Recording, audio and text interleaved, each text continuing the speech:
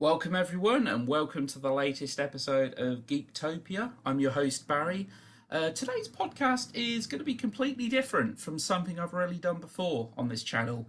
I'm just going to be talking about a couple of video games I've been playing recently and a couple of video games I'm very much looking forward to. I think there's a lot of good games coming out this year, in fact. Obviously, with the recent release of the PlayStation 5, I don't actually have one myself. I think it'll be a little while until I do actually buy one. There is actually one game that's going to be PlayStation 5 exclusive that's out in the summer. It was recently given a release date of June. It's Ratchet and Clank. One of my favourite PlayStation exclusive franchises. Very much looking forward to it. I'm not going to be able to play it straight away, though. As I say, I certainly can't afford a PlayStation 5 anytime soon. But one game I have recently been playing is a game released back in 2017. I only played it for the first time last year, though, and that was Cuphead. Cuphead is a great game. I mean, it's clearly it's a love letter to animation of the 1920s, especially those kind of silly symphony cartoons and that. Clearly, a lot of work. The level of craft that's gone into this game is just incredible. Cuphead it's cute. It's basically like playing a 1920s cartoon. The whole game has been hand drawn, which is why the game spent so long in development. It's a game that's very cute on the exterior, but yeah, it's a challenge. Cuphead is one tough game. Renowned for its big boss fights. There's at least 18, 19 big bosses in this game, and it's certainly a game that it takes some mastering. I've been play. It's one of them games that I'm pretty much addicted to. As challenging as it may be, it never gets to the point of becoming overly frustrating. Yes, it's a little frustrating when you die, but I've never wanted to smash the controller or anything like that. Now, I've been playing this on the Nintendo Switch because for a long time it was a Steam and Xbox exclusive. I'm a PlayStation owner, but me and my fiance, we bought a Switch about a year and a half ago, and then when I realised it was on the Switch, I thought, yes, I want to buy that, because as soon as it came out in 2017, I was like, this is a game I really want to play. I'm a huge fan of animation, especially of the old classic cartoons, be it Disney, be it Hanna-Barbera or Warner Brothers, the old Looney Tunes cartoons. And this game is just an absolute visual delight to look at. It's there's some levels in the game. There's a few levels, but this game is really more focused on the boss fights. Each boss has multiple phases, and obviously you can by collecting coins in the levels, you can actually upgrade to other weapons, which makes certain bosses just a little bit easier. But even on simple mode, this game proves to be quite a challenge. I do feel like it is for the more kind of hardcore gamers out there. But it's just so goddamn pretty to look at, and the music as well, all done by an orchestra. It really does perfectly capture the spirit and the essence of them classic cartoons. It's an absolute delight to look at. Now, there's actually some DLC coming out for this game. Now, originally it was supposed to come out in 2019. Then it got put back to 2020. And then at the end of last year, they actually announced, no, it's coming out in 2021. Yeah, I mean, I've actually completed the game now. Admittedly, it took a while. I died over 250 times, I believe. But it was worth it. There's a good level of accomplishment. I think with a game like Cuphead, there's no real kind of luck involved. It's really around skill. You know, and Yeah, I think with the DLC coming out, there's a few new bosses, a whole new world, and a new playable character as well. So I'm actually looking forward to jumping into the DLC whenever that comes out. As I say, it was supposed to be about just over a year and a half ago when it was originally supposed to be coming out and that. But I would recommend anyone who's a gamer, who's a hardcore gamer, or anyone that just anyone that just appreciates those kind of aesthetics, anyone that appreciates animation, and it's just it's a unique game. It stands out from the crowd. There's no other game out there that looks like Cuphead. Um, Now, another game that I'm very much looking. Now, I haven't actually bought this yet, but I did actually play the demo. I played through the demo a couple of times already. I'm very impressed with what I've seen and played, and that's Little Nightmares 2. I thought the first game was great. That was released again back in 2017, same year as Cuphead. I thought Little Nightmares was a great game. Admittedly, it's very short and sweet. It probably only took me about three and a half hours to actually complete it. It is quite an experience, though. It's quite the experience. It's kind of quality over quantity. There was actually DLC that come out later. I would highly recommend for anyone that hasn't played Little Nightmares. If you're going to buy it, buy the complete edition that includes the free DLCs with it. It certainly adds a bit of. I mean, this game is quite short, but it's not. It's not a AAA game. This isn't a game with a £45 price tag. You can actually pick this up for £15 now, which I would certainly say. I think it's worth every penny. I think with Little Nightmares, it's creepy, but it has a certain kind of unique cuteness to it as well. There's a certain charm to Little Nightmares. It manages to be kind of creepy but cute at the same time. It's very much kind of a platform puzzler.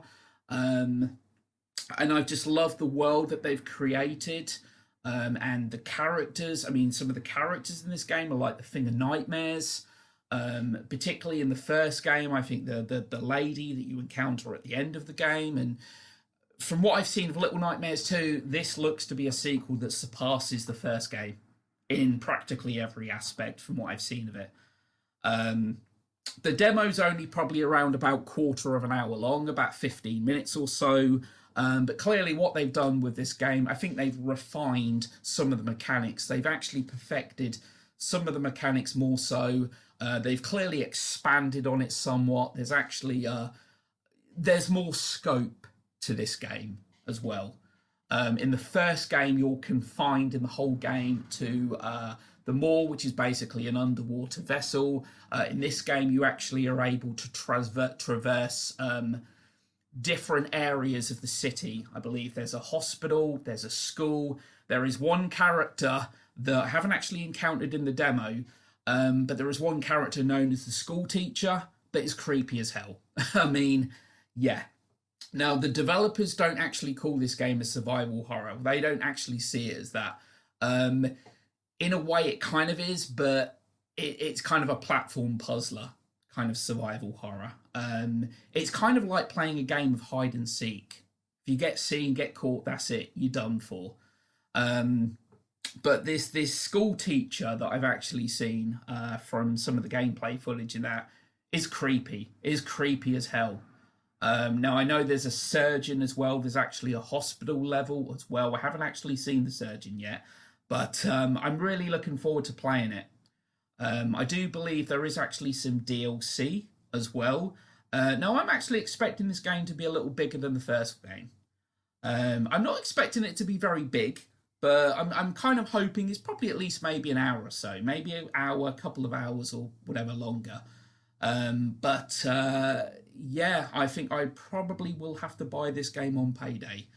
I just love the game's aesthetics. I just love the world that they've actually created for Little Nightmares. So for anyone that hasn't played it, I do highly recommend it. I would say it's a game that's probably best playing as well with the lights off. The lights off and probably the volume up and that. Now, the first game wasn't reliant on cheap jump scares or anything like that. There was actually only one moment in the game that I can actually think of that actually did kind of made me close to jumping. But the game does put you on edge. The game does actually make you quite anxious on occasion. And it's that kind of anxiety-inducing experience that really made me appreciate it. Now, just another game that I'd like to talk about that I actually think is great fun. Now, I'll admit, I'll hold my hands up. I feel like I'm pretty much addicted to this at the moment. Super Mario 35. I'm a big Super Mario Brothers fan. The original Super Mario Brothers is one of the first video games I ever played. It's a classic platformer. I feel like, that game essentially set the template for platformers to follow. Um, Super Mario, a classic, quite a challenging platformer as well, though. Certainly in the later levels, Mario proved to be quite a challenge. Now, not to sound egotistical or anything, I've always been pretty good at platformers. Platformers are actually, the platforming genre is my favourite genre. I love platformers. Anything from Donkey Kong Country, Mario, Sonic, Crash Bandicoot, Rayman, you name it. And what Super Mario 35 is, it puts your platforming skills to limits, but in a competitive nature. 35 people all playing together. And what you essentially have to do, you have to try and get to the top spot. Basically, by jumping on Goombas, jumping on Koopas, you can send your enemies over to the other person's screen. You can actually select as to who you want to send them to. It's not just a case of running through the level either. If you just run through the level and miss all the enemies and don't bother jumping on them, you're not actually going to be able to send any enemies or anything over to your opponent's screen. There's also kind of a real benefit in collecting as many coins as you can, so you can actually pick up certain items which come in incredibly useful. It's not like you can just run through the level using the fire flower all the time either. And the fire flower is incredibly useful in this game, certainly for certain levels. Okay, especially if you're overwhelmed with an alarming amount of enemies. But you actually get less points for killing a Goomba or a Koopa with a fireball than you do jumping on him. So I would basically recommend to jump on enemies in that when you can as well. So there is a certain level of strategy to it. By jumping on enemies, you get more time. If you just run through the level and don't hit anything, don't jump on any enemies or anything, you will find you'll run out of time. You need enemies. You need to destroy the enemies in order to get time. And it's addictive as hell. I've actually come first 3 times. I'm usually in the top 5. It seems being a sad little man, a geek that never really used to have a social life and just staying at home playing platformers and Mario and all that has kind of paid off. I mean, it's not like I'm getting any big reward for it, but there's a level of satisfaction to it to know that you've come first out of 35 people. There is a level of satisfaction there. Now, from what I know, this game is actually limited. I believe Nintendo's plan is to remove it at the end of March, which is a real shame because there's a hell of a lot of people playing it at the moment. So I don't know if they'll change their mind or whatever, but I've really enjoyed playing it. It's just one of them, you get to 6th, 7th place, whatever, and you think to yourself, oh, damn, I'm going to beat that next time. And you just jump into it. And before you know it, I've said to my fiance on a few occasions now, this is going to be my last one. And then I've ended up playing it 4 or 5 more times. Because Super Mario Brothers was released way back in 1985. I mean, Mario's a character that needs no real introduction. He's the most iconic video game character in the history of video games, I think. And when I found out there was I love Mario and I'll admit I'm competitive. I like playing games online and being competitive and all that. And mixing the best of both worlds there, competitiveness and platforming. So for anyone that's a Mario fan, I would highly recommend playing Super Mario 35. It's just good, addictive fun. And I just really wanted to talk about one more thing, actually. One other video game that doesn't actually have a release date as of yet. It's out this year. I believe it was originally scheduled for a 2020 release, but it's Oddworld Soulstorm. That's going to be released on the PS4 as well as the PS5. I can't wait. Yeah, Oddworld Abe's Odyssey, released back in '97 on the PlayStation 1, is actually one of my favourite games on that console. A platform puzzler, a bit of a thinking man's game, I'd say. It's quite a challenge, Oddworld Abe's Odyssey. It's quite a challenge. But again, like Little Nightmares, I love the world in which they've created. I love the inhabitants. I love the game's kind of, artistic style, if you will. There was a remake released in 2014. Fantastic remake, by the way, called Oddworld New and Tasty. That was basically just the original game, but essentially, you know, tweaks were made, and the game was basically the same game but rebuilt from the ground up. Fantastic. And what we're going to get is Oddworld Soulstorm, which is actually a sequel to Oddworld's Abe Odyssey. I mean, we did have Oddworld Abe's Exodus, which was actually a follow up released back on the PlayStation 1. This is a continuation from the first game. So this game essentially ignores Oddworld Abe's Exodus. And from what I've seen of it thus far, it looks very impressive. It looks fantastic. Visually great. It's a game that clearly, you know, because it's on a next gen, the original was PlayStation 1, I'd imagine there's going to probably be a lot more in terms of scope. It looks fantastic.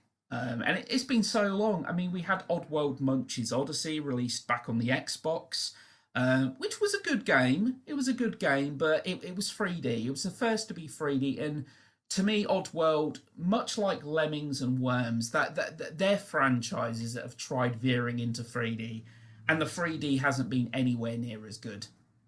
You know, there's just certain games I think are perfectly formatted for 2D, and Oddworld to me is kind of one of them. And then we had Stranger's Wrath, which again was a good game set within the world of Oddworld, but it was completely different. It was such a contrast. They basically took the franchise in a completely new direction with that game. So I'm looking forward to Oddworld going back to its roots. So yeah, that's certainly one of my most anticipated games of the year. Another game I did recently play, actually. I'm really looking forward to playing the second one, which I've heard is probably better than the first, and the first game's great, and that is Ori and the Blind Forest, the sequel called Ori and Will of the Wisps, that just came out last year. Highly recommend it for anyone that's a fan of, again, platformers, kind of platform adventures. It's very much within that Metroid verse. You know, there's definite echoes of kind of Metroid here, where you know, you go through certain levels, you find yourself you can't get through a certain spot, so and then you'll find you'll need a certain item, a certain ability to get through that spot. So you find it, and then you go back to the spot. So you know, there's a level of exploration there. Ori and the Blind Forest was just fantastic.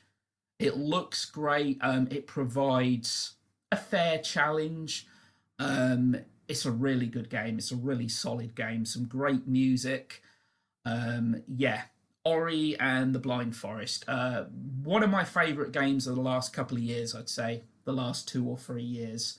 And from what I've been told, Ori and the Will of the Wisps is everything that the first game is, but even better. It actually includes big boss fights. I mean, I just love the level of artistic design with Ori. It has a very kind of dreamlike quality to it almost. But I'm a big fan of them games. I love games that they're platformers at their core, but they have that level of exploration. Even in the original Super Mario Bros. 3, which is one of the very best in the franchise, you know, that game had a lot of secrets to it. Yes, it's a platformer, but there was a lot of hidden stuff to find. Donkey Kong Country is a fantastic example.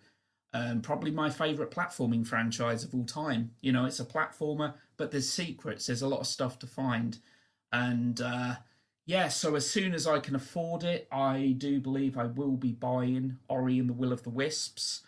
So yeah, and that's pretty much it for today. I just kind of wanted to rant and rave about some video games I'm looking forward to and games that I played recently. And that's it. So yeah, thanks to everyone that listened. I'll be back again soon, and take care.